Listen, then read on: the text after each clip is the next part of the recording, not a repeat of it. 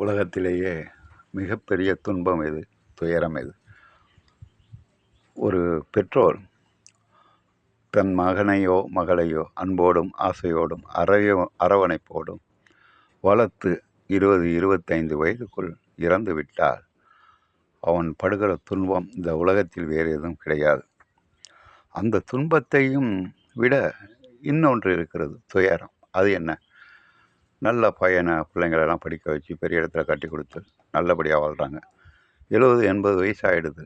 தாய் தகப்பனுக்கு தகப்பன், அப்பா காசு இருந்தால் கூட ஒரு 10 ரூபா செலவுக்கு இல்லை. ஏன் உன்னால் நடக்க முடியல, எதுக்கு காசு உனக்கு?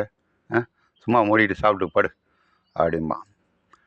அவ்வளோ பெரிய ஆளாக்கிய தந்தைக்கு 70-80 வயசில் முடியாதப்போ ஒரு 10 ரூபா கொடுக்காதப்போ அவன் மனம் துயரப்படும். இதைத்தான் வள்ளுவர் தீயினால் சுட்ட